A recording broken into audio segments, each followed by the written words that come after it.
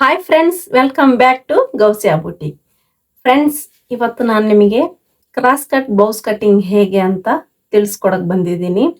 Cross cutting blouse ತುಂಬ ಚೆನ್ನಾಗಿ ಬರುತ್ತೆ. ಫಿಟ್ಟಿಂಗ್ ಡಿಸ್ಟಿಕ್ನಲ್ಲಿ ತುಂಬ ಫಿಟ್ಟಿಂಗ್ ಆಗಿ ಬರುತ್ತೆ. ನೀವು ಬೇರೆ ಬ್ಲೌಸ್ಗೆ ಕಂಪೇರ್ ಮಾಡಿದರೆ ಈ ಬ್ಲೌಸು ನೀಟಾಗಿ ಪರ್ಫೆಕ್ಟಾಗಿ ಎಲ್ಲೂ ವ್ರಿಂಕಲ್ಸ್ ಇದ್ದಂಗೆ ಪರ್ಫೆಕ್ಟಾಗಿ ಕೂರುತ್ತೆ ಫ್ರೆಂಡ್ಸ್. ಹಾಗಾದರೆ ಕಟ್ಟಿಂಗ್ ಹೇಗೆ ಮಾಡೋದು ಅಂತ ನೋಡೋಣ. ಈಸಿ ಮೆಥಡಿಂದ ಮಾಸ್ಟರ್ ಕಟ್ಟಿಂಗ್ಗೆ ನಾನು ನಿಮಗೆ ತೋರಿಸ್ಕೊಡ್ತಾ ಇದ್ದೀನಿ. ತುಂಬ ಈಸಿ ಇದೆ.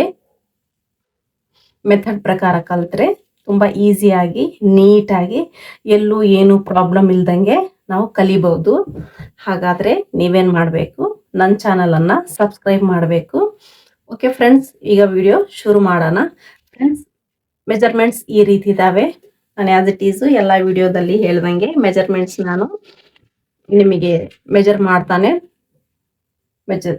ಹೇಳ್ಕೊಡ್ತೀನಿ. ಫ್ರೆಂಡ್ಸ್, ನಾನು ಈಗ ಸೈಜ್ ಬಂದು 30 ಸೈಜ್ ತಗೊಂಡಿದ್ದೀನಿ. ಸ್ಮಾಲ್ ಸೈಜ್ ತಗೊಂಡಿದ್ದೀನಿ ನಾನು. ಈ ಸೈಜ್ನಲ್ಲಿ ಕಟಿಂಗ್ ಹೇಗೆ ಅಂತ ನೋಡೋಣ. ಒಂದ್ಸಲಿ ನೀವು ಕಟಿಂಗ್ ನೋಡಿದ್ರೆ ಎಲ್ಲ ಸೈಜ್ನಲ್ಲಿ ನೀವು ಕಟಿಂಗ್ ಮಾಡ್ಬೋದು. ಲೆಂತ್ ಬಂದು ಇವ್ರದ್ದು 13 ಇದೆ. 1 ಇಂಚ್ ಎಕ್ಸ್ಟ್ರಾ 14ಗೆ ಮಾರ್ಕ್ ಹಾಕೋಣ.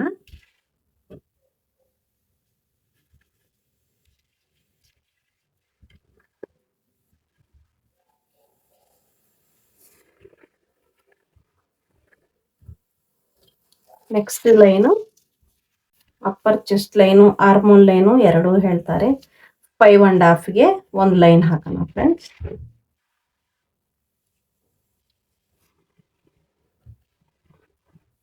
ಫೈವ್ ಅಂಡ್ ಹಾಫ್ಗೆ ಒಂದು ಲೈನ್ ಆಗಿದೆ. ನೆಕ್ಸ್ಟು ಶೋಲ್ಡರ್ ನಾನು ನೋಡಿ ಫ್ರೆಂಡ್ಸ್, ನಾನು 10 ಇಂಚ್ ನೆಕ್ ತಗೊಂತ ಇದ್ದೀನಿ. ನಾನು ಎಲ್ಲ ವಿಡಿಯೋದಲ್ಲಿ ನಾನು ನಿಮಗೆ ಶೋಲ್ಡರ್ ಮೈನಸ್ ಮಾಡೋದು ಹೇಗೆ ಅಂತ ತಿಳಿಸ್ಕೊಟ್ಟಿದ್ದೀನಿ. ಹಾಗಾಗಿ ನಾನೀಗ ಡೈರೆಕ್ಟ್ ತಗೊತಿದ್ದೀನಿ. ನೋಡಿ, ಶೋಲ್ಡರ್ ಇವ್ರದ್ದು 14 ಇದೆ. 14ಅಲ್ಲಿ ಹಾಫ್ ಬಂದು 7 ಬರುತ್ತೆ. ಆ 7ಅಲ್ಲಿ ನಾವು 2 ಇಂಚ್ ಮೈನಸ್ ಮಾಡಿದರೆ ಎಷ್ಟು ಬರುತ್ತೆ ಅಂತ ನೋಡೋಣ. ನಾನು ಮತ್ತೆ ನಿಮಗೆ ತಿಳಿಸ್ಕೊಡ್ತೀನಿ. ನೋಡಿ, 14ನಲ್ಲಿ ಅರ್ಧ 7 ಇಂಚ್ ಬರುತ್ತೆ. 7 ಇಂಚ್ನಲ್ಲಿ ನಾನು 2 ಇಂಚ್ ಮೈನಸ್ ಮಾಡ್ತಾ ಇದ್ದೀನಿ. ನೆಕ್ಸ್ಟ್ ನಾನು ಇಲ್ಲಿ ಎಷ್ಟು ಬಂದಿದೆ ಅಂತ ನೋಡೋಣ. 5 ಇಂಚ್ ಬಂದಿದೆ. ಇಲ್ಲಿ 5.5ಗೆ ಒಂದು ಮಾರ್ಕ್ ಹಾಕೋಣ. ಡೈರೆಕ್ಟ್ ಆಗಿ ಒಂದು ಲೈನ್ ಹಾಕ್ಬಿಡೋಣ. ಈ ಶೋಲ್ಡರ್ ಲೈನಿಂದ ಈ ಕ್ರಾಸ್ ಲೈನ್ಗೆ. ನೆಕ್ಸ್ಟ್ ಫ್ರೆಂಡ್ಸ್, ಇವ್ರದ್ದು ವೆಸ್ಟ್ ಬಂದು ನೋಡಿ 25 ಇದೆ. 25ನಲ್ಲಿ ಫೋರ್ತ್ ನಾವು ನೋಡಿ 6.25 ಬರುತ್ತೆ. ನಾನು ನಿಮಗೆ ಮತ್ತೊಮ್ಮೆ ತಿಳಿಸ್ಕೊಡ್ತೀನಿ. ನೋಡಿ, 25ಅನ್ನು ಈ ರೀತಿ ಹಾಫ್ ಮಾಡಿ, ಈ ರೀತಿ ಹಾಫ್ ಮಾಡಿದರೆ 12.5 ಬರುತ್ತೆ. 12ವರೆನೂ ನೀವು ಈ ರೀತಿ ಫೋಲ್ಡ್ ಮಾಡಿದಾಗ 6.25 ಬರುತ್ತೆ. ನೋಡಿ, 6.25ಗೆ ಒಂದು ಮಾರ್ಕ್ ಹಾಕಿ 1 ಇಂಚ್ 25 ಇಷ್ಟು ಅಂದರೆ 1/2 ಇಂಚ್ ಅಷ್ಟು ನಾವು ಇದು ಟಕ್ಸ್ ಪಾಯಿಂಟ್ಗೋಸ್ಕರ ನಾನು ಮಾರ್ಕ್ ಹಾಕಿದ್ದೀನಿ. ನೆಕ್ಸ್ಟು ಅಪ್ಪರ್ ಚೆಸ್ಟ್ ಇವ್ರದ್ದು 30 ಇದೆ ಫ್ರೆಂಡ್ಸ್. 30ನಲ್ಲಿ ಫೋರ್ತ್ ಬಂದು 7.5 ಬರುತ್ತೆ. 7.5ಗೆ ಒಂದು ಮಾರ್ಕ್ ಹಾಕೋಣ. ಈಗ ಆರ್ಮೋಲ್ ಶೇಪರಿಂದ ಶೇಪ್ ಕೊಡಬೇಕು.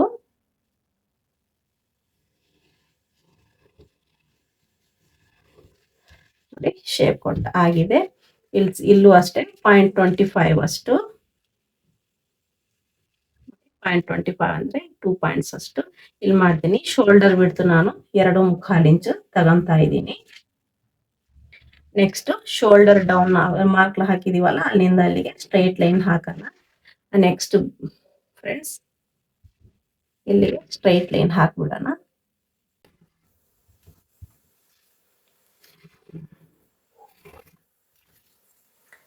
ನೆಕ್ಸ್ಟ್ ಫ್ರೆಂಡ್ಸ್, ಇವ್ರ ಆರ್ಮೋಲ್ ನಾವು ಚೆಕ್ ಮಾಡಬೇಕು.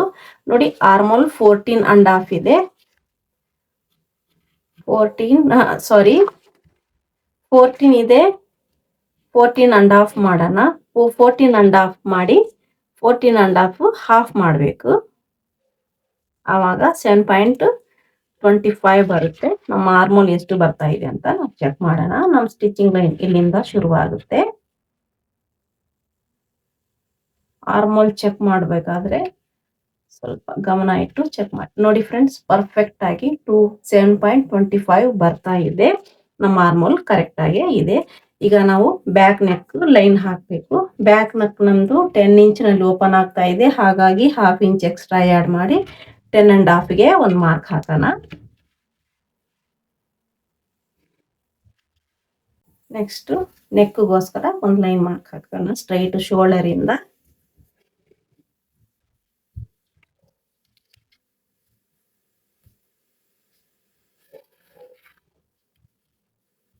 ನೋಡಿ ಫ್ರೆಂಡ್ಸ್, ಈಗ ಬ್ಯಾಕ್ ಕಂಪ್ಲೀಟ್ ಆಗಿದೆ. ಈಗ ಟಕ್ಸ್ ಪಾಯಿಂಟ್ ಒಂದು ನಾವಿಲ್ಲಿ ಕ್ರಿಯೇಟ್ ಮಾಡಬೇಕು.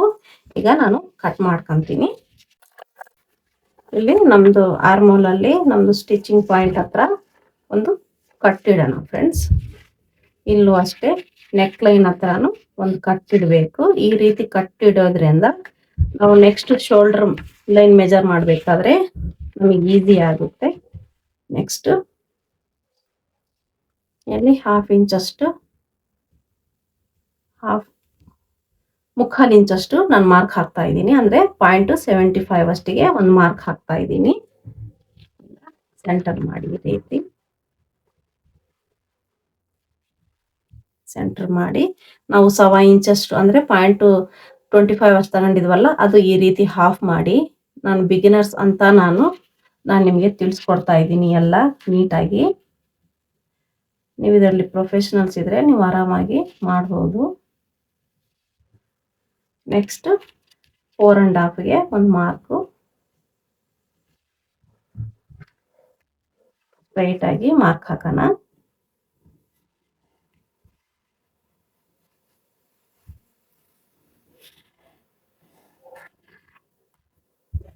ಇಲ್ಲಿಂದ ಇಲ್ಲಿಗೆ ಸ್ಟ್ರೈಟ್ ಮಾರ್ಕ್ ಒಂದು ಕಟ್ ಮಾಡ್ಬಿಡೋಣ ಫ್ರೆಂಡ್ಸ್.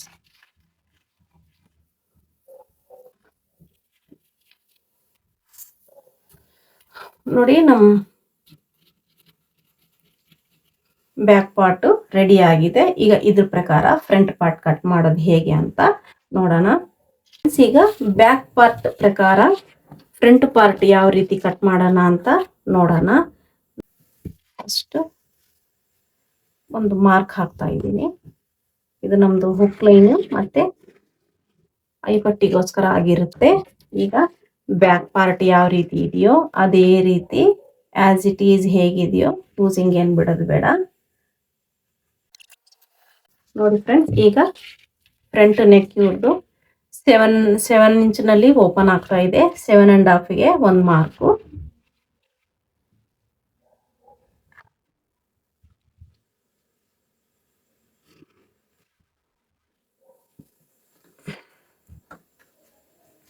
ಶೋಲ್ಡರ್ ಲೈನ್ ಇಂದ ನೆಕ್ ಲೈನ್ ಡ್ರಾ ಮಾಡೋಣ.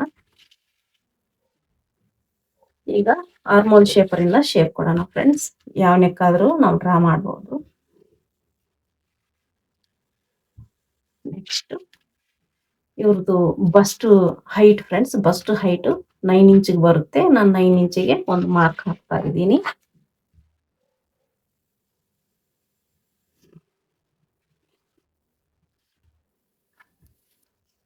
ಇವ್ರದ್ದು ಈಗ ಆರ್ಮೋಲ್ ಇಲ್ಲಿ ಕ್ಲೋಸ್ ಮಾಡಿ ಇಲ್ಲಿಗೆ ಬರೋಣ. ಫಸ್ಟ್ ನಾವು ಫ್ರಂಟ್ ಕ್ರಾಸ್ ಬ್ಯಾಕ್ ತೆಗಿಬೇಕು ಫ್ರೆಂಡ್ಸ್. ಇದು ಬ್ಯಾಕ್ ಲೈನ್ ಇಂದ ಕ್ರಾಸ್ ಬ್ಯಾಕ್ ಲೈನ್ ಹಾಕ್ತಾ ಇದ್ದೀನಿ. ಇಲ್ಲಿಂದ ಒಂದು 1/2 ಇಂಚ್ ಅಷ್ಟು ಅಂದ್ರೆ ನಾನು ನಿಮಗೆ 0.75 ಅಷ್ಟಿಗೆ ಒಂದು ಲೈನ್ ಹಾಕ್ತಾ ಇದ್ದೀನಿ. ಈಗ ಆರ್ಮೋಲ್ ಶೇಪರ್ ಇಂದ ಶೇಪ್ ಕೊಡೋಣ. ಇಲ್ಲಿ ಮಟ ತಗೊಂಡ್ ಬರೋದು ಬೇಡ, ಇಲ್ಲಿಗೆ ಎಂಡ್ ಮಾಡೋಣ. ಈ ರೀತಿ ಮಾಡೋದ್ರಿಂದ ಫಿನಿಶಿಂಗ್ ಚೆನ್ನಾಗಿ ಬರುತ್ತೆ. ನೆಕ್ಸ್ಟ್ ಶೋಲ್ಡರ್ ಡೌನು 0.25 ಅಷ್ಟು ಇಲ್ಲೂ ಮಾಡಬೇಕು. ಇಲ್ಲೂ ಮಾಡಿದ್ದೀನಿ. ನೆಕ್ಸ್ಟ್ ಫ್ರೆಂಡ್ಸ್, ನಾವು ಬಸ್ಟ್ ಹೈಟ್ 9 ಇಂಚ್ ತಗೊಂಡಿದೀವಲ್ಲ, ಅಲ್ಲಿಂದ 2 ಪಾಯಿಂಟ್ಸ್ಗೆ ಒಂದು ಲೈನ್ ಹಾಕಬೇಕು. ಇಲ್ಲೂ ಅಷ್ಟೇ ಇಲ್ಲೊಂದು 2 ಇಂಚಿಗೆ ಒಂದು ಮಾರ್ಕ್ ಹಾಕಬೇಕು. 2 ಇಂಚಿಗೆ ಒಂದು ಲೈನ್ ಡ್ರಾ ಮಾಡಿದ್ದೀನಿ ಫ್ರೆಂಡ್ಸ್. ಈಗ ಬಸ್ಟ್ ಸೆಂಟರ್ ತಗೋಬೇಕು. ನೋಡಿ 30 ಸೈಜ್ ನಲ್ಲಿ ಬಸ್ಟ್ ಸೆಂಟರ್ ಇವ್ರದ್ದು 3 ಇಂಚಿಗೆ ಬರುತ್ತೆ. 3 ಇಂಚಿಗೆ ಒಂದು ಮಾರ್ಕ್ ಹಾಕ್ತಾ ಇದ್ದೀನಿ. ಇದಕ್ಕೆ ನಾನು 0 ಅಂತ ನೇಮ್ ಕೊಟ್ಟಿದ್ದೀನಿ. ನೆಕ್ಸ್ಟ್ ಇಲ್ಲಿ ನಾನು 3 ಇಂಚಿಗೆ ತಗೊಂಡೆ, ಇಲ್ಲಿ 3ವರೆಗೆ ಒಂದು ಲೈನ್ ಕ್ರಾಸ್ ಆಗಿ ಒಂದು ಡ್ರಾ ಮಾಡ್ತೀನಿ.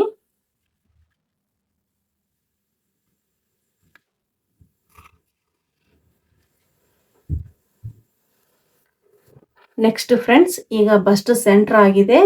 ಈಗ ಬಸ್ಟ್ ವಿಡ್ತ್ ತಗೋಬೇಕು. ಬಸ್ಟ್ ವಿಡ್ತ್ ಎಷ್ಟು ತಗೋಬೇಕಂದ್ರೆ 1.5 ಇಂಚಿಗೆ 1 ಪಾಯಿಂಟ್ ಕಡಿಮೆ ತಗೋಬೇಕು ಫ್ರೆಂಡ್ಸ್. ಅದು ಪರ್ಫೆಕ್ಟ್ ಆಗಿ ಬರುತ್ತೆ. ನೋಡಿ, ನಿಮಗೆ ನಾನೊಂದು ಮಾರ್ಕ್ ಹಾಕ್ತೀನಿ. 1.5 ಇಂಚ್ ಇಲ್ಲಿಗೆ ಬರುತ್ತೆ. 1 ಪಾಯಿಂಟ್ ಕಡಿಮೆ ತಗೊಂತಾ ಇದ್ದೀನಿ. ಇಲ್ಲಿಂದ ಈ ಸೆಂಟರ್ ಪಾಯಿಂಟ್ ಇಂದ ಇಲ್ಲಿಗೊಂದು ಮಾರ್ಕು, ಈ ಸೆಂಟರ್ ಪಾಯಿಂಟ್ ಇಂದ ಇಲ್ಲಿಗೊಂದು ಮಾರ್ಕ್. ನೆಕ್ಸ್ಟ್ ಇಲ್ಲೊಂದು ಮಾರ್ಕ್ ಆಗಿದೆ, ಇಲ್ಲೊಂದು ಮಾರ್ಕ್ ಆಗಿದೆ. ಈಗ ಕಪ್ ಲೆಂತ್ ಎಷ್ಟು ತಗೋಬೇಕು? ಈಗ ನಾವು 30 ಡಿವೈಡೆಡ್ ಬೈ 10 ಮಾಡಿದಾಗ ಇವ್ರದ್ದು 2.3 ಬರುತ್ತೆ. ಇಲ್ಲಿಂದ 2.3ಗೆ ಒಂದು ಮಾರ್ಕು ಇಲ್ಲಿಗೆ ಬರ್ತಾ ಇದೆ. ಇಲ್ಲೂ ಅಷ್ಟೇ.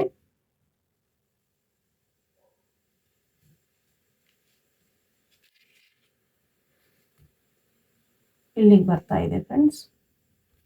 ಇದಕ್ಕೆ ನಾನು ಎಕ್ಸ್ಟ್ರಾ ಸ್ಟಿಚಿಂಗ್ ಮಾರ್ಜಿನ್ ಒಂದು 3 ಪಾಯಿಂಟ್ಸ್ ಅಷ್ಟು ಆ್ಯಡ್ ಮಾಡ್ತಾ ಇದ್ದೀನಿ. ಇಲ್ಲೂ ಅಷ್ಟೇ, ಇಲ್ಲೊಂದು 3 ಪಾಯಿಂಟ್ಸ್ ಅಷ್ಟು ಆ್ಯಡ್ ಮಾಡಬೇಕು.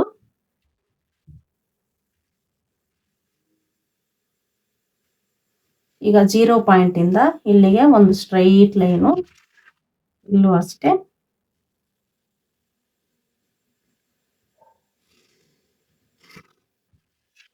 ಇಲ್ಲೂ ನಾನು ಸ್ಟ್ರೈಟ್ ಲೈನ್ ಹಾಕಿದ್ದೀನಿ. ಈಗ ಮತ್ತೊಮ್ಮೆ ಇದು ಸರಿ ಬರ್ತಾ ಇದೆಯಾ ಇಲ್ಲ ಅಂತ ನೋಡೋಣ. ನೋಡಿ, ಇದು 2.25 ಇಂಚು ಬರ್ತಾ ಇದೆ.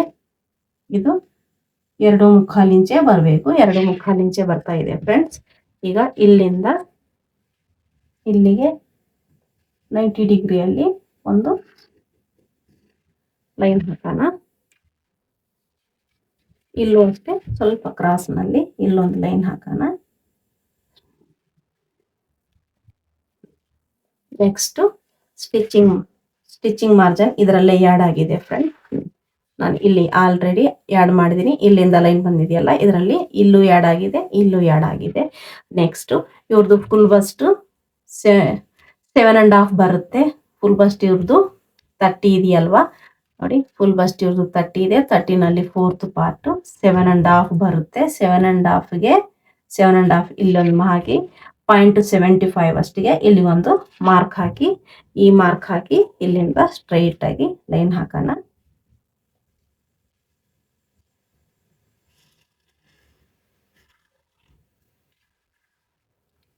ನೆಕ್ಸ್ಟ್ ಫ್ರೆಂಡ್ಸ್, ಈ ಲೈನ್ ಇಲ್ಲಿ ನಾವು ಸ್ವಲ್ಪ ಇದು ಮೇಲ್ಗಡೆಗೆ ಬರುತ್ತೆ ಆರ್ಮೋಲ್ ಲೈನು. ಯಾಕಂದ್ರೆ ಇಲ್ಲಿ ಸ್ವಲ್ಪ ಕ್ರಾಸ್ ತಗೊಂಡಿದೀವಲ್ಲ, ಹಾಗಾಗಿ ಈ ಲೈನು ಸ್ಟಿಚ್ ಮಾಡಬೇಕಾದ್ರೆ ಪರ್ಫೆಕ್ಟ್ ಆಗಿ ಕೂರುತ್ತೆ. ನೋಡಿ, ಫ್ರಂಟ್ ಕ್ರಾಸ್ ಕಟ್ಟಿಂಗು ಪ್ಯಾಟರ್ನ್ ನಮ್ದು ಎಷ್ಟು ಈಸಿಯಾಗಿ ಕಟ್ ಆಗಿದೆ. ನೆಕ್ಸ್ಟ್ ಇಲ್ಲೂ ಮಾರ್ಜಿನ್, ನಾವು ಪಟ್ಟಿಗೋಸ್ಕರ ಇಲ್ಲೊಂದು ಮಾರ್ಜಿನ್ಗೆ ಮಾರ್ಕ್ ಹಾಕೋಣ. ನಾವು ಎಷ್ಟು ಸ್ಟಿಚಿಂಗ್ ನಲ್ಲಿ ತಗೊಂತೀವೋ ಅಷ್ಟೇ ಹಾಕ್ಬೇಕು ಫ್ರೆಂಡ್ಸ್.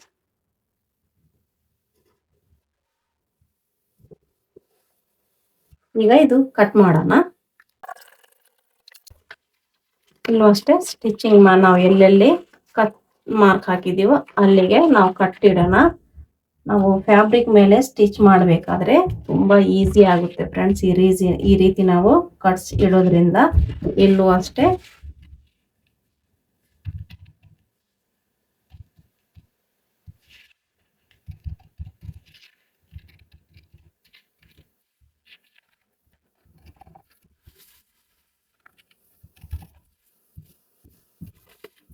ಇಲ್ಲೂ ಕಟ್ ಇಡೋಣ.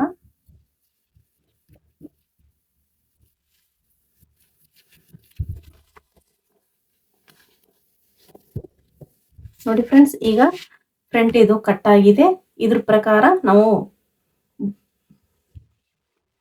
ಬೆಲ್ಟ್ ಹೇಗೆ ಕಟ್ ಮಾಡೋದ ಅಂತ ನೋಡೋಣ. ಈಗ ನೋಡೋಣ ಎಷ್ಟು ಬರ್ತಾ ಇದೆ ಅಂತ. ನೋಡಿ, ಈ ರೀತಿ ಅಡ್ಜಸ್ಟ್ ಮಾಡಿ ನೋಡಬೇಕು ಎಷ್ಟರಲ್ಲಿ ಬರ್ತಾ ಇದೆ ಅಂತ. ಇಲ್ಲಿಗೊಂದು ಮಾರ್ಕ್ ಹಾಕೋಣ.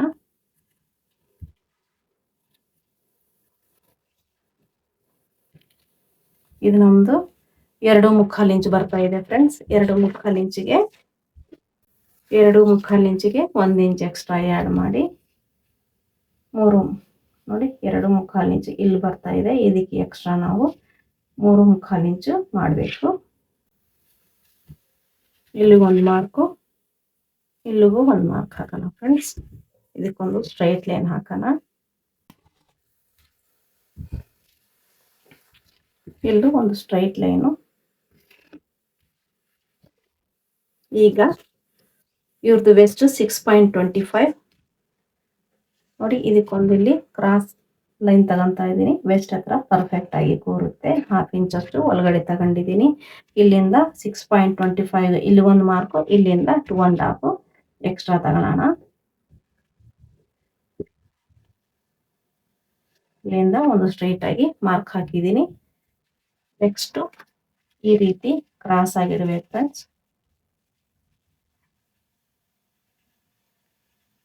ಇಲ್ಲಿಂದ ಈ ರೀತಿ ಕ್ರಾಸ್ ಆಗಿ ಲೈನ್ ಹಾಕೋಣ.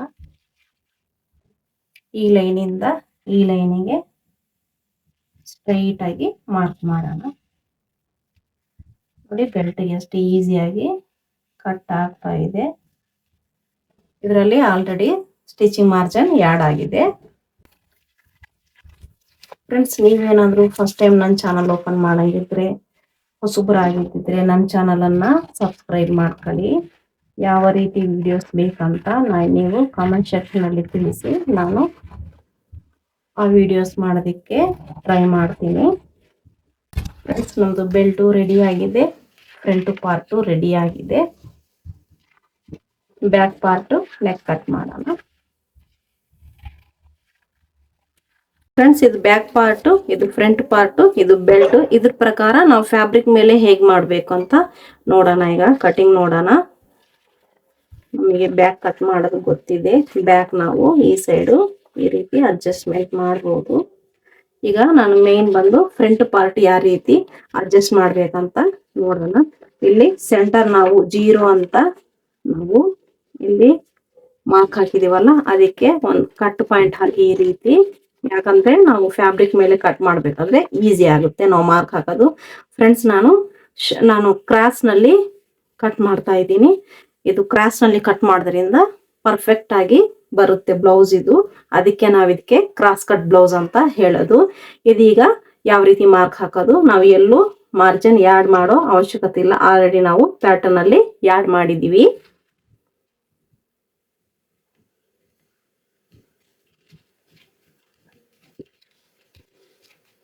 ನಮ್ಮ ಪೇಪರ್ ಯಾವ ರೀತಿ ಇದೆಯೋ ಅದೇ ರೀತಿ ಮಾರ್ಕ್, ಈ ಮಾರ್ಕ್ ಹತ್ರ ಮಾರ್ಕ್ ಹಾಕೋಣ. ಇಲ್ಲೂ ಮಾರ್ಕ್ ನೋಡಿ. ಈಗ ಮಾರ್ಕ್ ಹಾಕಿದ್ದೀನಿ. ಈಗ ಸ್ಕೇಲಿಂದ ಇಲ್ಲೂ ಸ್ಟ್ರೈಟ್ ಲೈನು, ಇಲ್ಲೂ ಸ್ಟ್ರೈಟ್ ಲೈನು,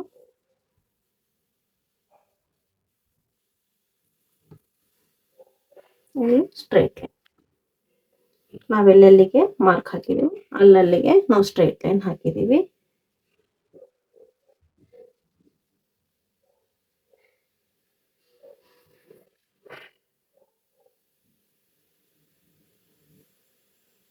ನೋಡಿ ಫ್ರೆಂಡ್ಸ್, ಈ ರೀತಿ ಫ್ರಂಟ್ ಕ್ರಾಸ್ ನಲ್ಲಿ ಕಟ್ ಮಾಡಬೇಕು.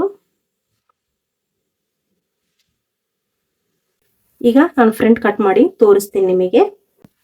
ಇದೀಗ ಈ ಫ್ಯಾಬ್ರಿಕ್ ನಲ್ಲಿ ಬ್ಯಾಕ್ ಈ ರೀತಿ ಅಡ್ಜಸ್ಟ್ಮೆಂಟ್ ಮಾಡ್ಕೋಬೇಕು. ಫ್ಯಾಬ್ರಿಕ್ ಯಾವ ಸೈಡ್ ಇದೆಯೋ ಆ ಸೈಡು ನಾನು ನಿಮಗೆ ಕಟಿಂಗ್ಗೋಸ್ಕರ ತೋರಿಸ್ತಾ ಇದ್ದೀನಿ. ಈ ಫ್ಯಾಬ್ರಿಕ್ ಮೇಲೆ ನೋಡಿ ಶೇಪ್ ಪಟ್ಟಿ ಇಲ್ಲಿ ಅಡ್ಜಸ್ಟ್ ಮಾಡೋಣ. ಈ ರೀತಿ ಅಡ್ಜಸ್ಟ್ಮೆಂಟ್ ಮಾಡಿದ್ದೀನಿ. ಇಲ್ಲೂ ಬೇಕಾದ್ರೆ ನೋಡಿ, ಇಲ್ಲೂ ಸ್ವಲ್ಪ ಫ್ಯಾಬ್ರಿಕ್ ನಂದು ಅವೈಲಬಲ್ ಇದೆ. ಇಲ್ಲಿ ಬೇಕಾದ್ರೂ ನಾವು ಅಡ್ಜಸ್ಟ್ಮೆಂಟ್ ಮಾಡಿ ಇಲ್ಲಿ ನಾವು ಸ್ಲೀವ್ಸ್ ತೆಗಿಬಹುದು. ಫ್ರೆಂಡ್ಸ್, ಇದು ಸ್ಮಾಲ್ ಸೈಜ್ ಅಲ್ವಾ, ಹಾಗಾಗಿ 75 ಸೆಂಟಿಮೀಟರ್ ಅಲ್ಲಿ ನಮ್ದು ಬ್ಲೌಸ್ ಆಗುತ್ತೆ. ಈಗ ನಾವು ಕಟಿಂಗ್ ಹೇಗೆ ಅಂತ ನೋಡೋಣ. ಈಗ ಇದ್ರ ಪ್ರಕಾರ ನಾನು ಮೇನ್ ಫ್ಯಾಬ್ರಿಕ್ ಕಟ್ ಮಾಡ್ಕೊಂತೀನಿ. ಓಕೆ ಫ್ರೆಂಡ್ಸ್, ನಾವೀಗ ಇದ್ರದ್ದು ಸ್ಟಿಚಿಂಗ್ ನೋಡಿ ಥಂಬ್ನೇಲ್ನಲ್ಲಿ ನೀವು ಯಾವ ರೀತಿ ಬಂದಿದೆ ಅಂತ ನೋಡಿ ಹೇಳ್ಬೋದು, ಯಾವ ರೀತಿ ಬಂದಿದೆ ಅಂತ. ಓಕೆ ಫ್ರೆಂಡ್ಸ್, ಇದ್ರ ಪ್ರಕಾರ ನಾನು ಮೇನ್ ಫ್ಯಾಬ್ರಿಕ್ ಕಟ್ ಮಾಡಿ ಸ್ಟಿಚ್ ಮಾಡ್ತೀನಿ. ಹೇಗೆ ಬಂದಿದೆ ಅಂತ ನಿಮಗೆ ಲಾಸ್ಟ್ ಒಂದು ಲುಕ್ ತೋರಿಸ್ತೀನಿ. ಫ್ರೆಂಡ್ಸ್, ನಾನೀಗ ಶೇಪ್ ಬೆಲ್ಟು ಸ್ಟಿಚ್ ಮಾಡ್ತಾ ಇದ್ದೀನಿ.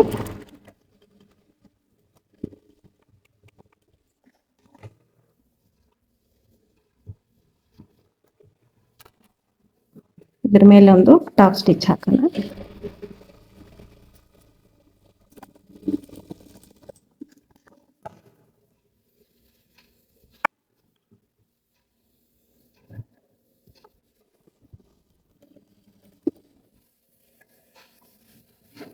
ಇದ್ರ ಮೇಲೆ ಸ್ಟಿಚ್ ಹಾಕುವ ಅಭ್ಯಾಸ ಇದೆ ಫ್ರೆಂಡ್ಸ್ ನಿಮಗೆ, ಇಲ್ಲ ಅಂದರೆ ನೀವು ಸ್ಕಿಪ್ ಮಾಡ್ಬೋದು, ಹಾಕ್ಲೇಬೇಕಂತ ಏನಿಲ್ಲ.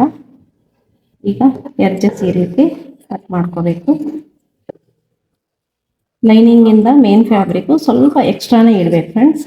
ಈ ರೀತಿ ಇಡೋದ್ರಿಂದ ಸ್ಟಿಚಿಂಗ್ನಲ್ಲಿ ಏನಾದರೂ ಜಾಸ್ತಿ ಆಗಲಿ ಕಮ್ಮಿ ಆಗಲಿ ಆದರೆ ಬಟ್ಟೆ ನಾವು ಅಡ್ಜಸ್ಟ್ಮೆಂಟ್ ಮಾಡ್ಬೋದು. ನೋಡಿ, ಶೇಪ್ ಬೆಲ್ಟ್ ರೆಡಿ ಆಗಿದೆ. ಈಗ ಇದ್ರ ಪ್ರಕಾರ ಫ್ರಂಟು ರೆಡಿ ಮಾಡೋಣ. ಫ್ರೆಂಡ್ಸ್, ನಮ್ಮದು ಶೇಪ್ ಬೆಲ್ಟು ರೆಡಿ ಆಗಿದೆ. ನಮ್ಮದು front part cross part ready ಆಗಿದೆ. ನೋಡಿ, ಈ ರೀತಿ ರೆಡಿ ಮಾಡ್ಕೊಂಡಿದ್ದೀನಿ ನಾನು. ಈಗ ಈ ಟಕ್ಸ್ ಪಾಯಿಂಟ್ ಇಲ್ಲೂ ನಾವು ಕಟ್ಟಿಟ್ಟಿದ್ದೀವಿ, ಇಲ್ಲೂ ಕಟ್ಟಿಟ್ಟಿದ್ದೀವಿ. ಈಗ ನೋಡಿ, ಆಪೋಸಿಟ್ ಡೈರೆಕ್ಷನಲ್ಲಿ ಈ ರೀತಿ ನಾನು ಫೋಲ್ಡ್ ಮಾಡ್ತಾ ಇದ್ದೀನಿ. ಫೋಲ್ಡ್ ಮಾಡಿ ನಾನು ಯಾವ ರೀತಿ ಸ್ಟಿಚ್ ಮಾಡ್ತಿದ್ದೀನಿ ಅಂತ ನೋಡಿ. ಟಕ್ಸ್ ಸ್ವಲ್ಪ ಕರ್ವ್ ತಗೋಬೇಕು ಫ್ರೆಂಡ್ಸ್, ಕಂಪ್ಲೀಟ್ ಆಗಿ ತಗೊಳೋದು ಬೇಡ. ನೋಡಿ, ಸ್ವಲ್ಪ ಕರ್ವ್ ತಗೋಬೇಕು, ಡೈರೆಕ್ಟ್ ಕ್ರಾಸ್ ಆಗಿ ಹಾಕೋದು ಬೇಡ. ಆ ರೀತಿ ಹಾಕೋದ್ರಿಂದ ಕೋನ್ ಆಗಿ ಕಾಣುತ್ತೆ. ಹಾಗಾಗಿ ನೋಡಿ ಈಗ ಹೇಗೆ ಬಂದಿದೆ ಅಂತ. ಈ ರೀತಿ ನಮ್ಮ ಫಿಂಗರ್ ಸಹಾಯದಿಂದ ನಾವು ಈಗ ಈ ರೀತಿ ಟರ್ನ್ ಮಾಡಿ ಈ ರೀತಿ ಮಾಡಬೇಕು. ಇದಕ್ಕೆ ನಾನು ಬೆಲ್ಟ್ ಪಟ್ಟಿ ಜಾಯಿಂಟ್ ಮಾಡಿ ತೋರಿಸ್ತೀನಿ. ನೋಡಿ ಫ್ರೆಂಡ್ಸ್, ಬೆಲ್ಟ್ ಪಟ್ಟಿನೂ ಒಬ್ಬೊಬ್ಬರು ಒಂದೊಂದು ರೀತಿ ಸ್ಟಿಚ್ ಮಾಡ್ತಾರೆ. ನಾನು ಯಾವ ರೀತಿ ಸ್ಟಿಚ್ ಮಾಡ್ತೀನಿ ಅಂತ ಇವತ್ತು ತೋರಿಸ್ತೀನಿ. ಇದು ನೆಕ್ಸ್ಟ್ ಇದು ಕಟ್ ಮಾಡ್ಕೊಳ್ಳಿ, ಇದು ಅವಶ್ಯಕತೆ ಇಲ್ಲ. ಈಗ ನಾವು ಸ್ಟಿಚಿಂಗ್ ಮಾರ್ಜಿನ್ ಎಷ್ಟು ಬಿಟ್ಟಿದ್ದೀವೋ ಅಷ್ಟಕ್ಕೆ ಸ್ಟಿಚ್ ಹಾಕಬೇಕು.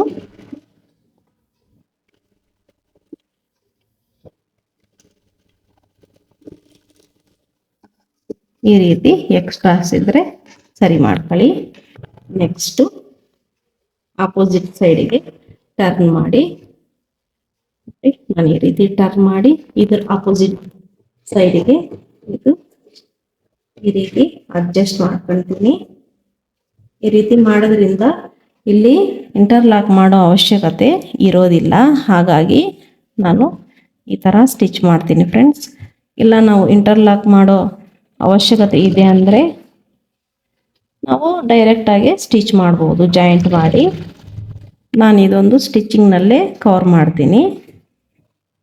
ನಾವು ಫಸ್ಟ್ ಎಷ್ಟು ಸ್ಟಿಚಿಂಗ್ ಮಾಡಿದ್ದೀವೋ ಅದೇ ಲೈನಿಂದ ಸ್ಟಿಚ್ ಮಾಡ್ಕೊತ ಬರಬೇಕು. ಇಲ್ಲಿ ಅಡ್ಜಸ್ಟ್ಮೆಂಟ್ ಮಾಡ್ಕೊತ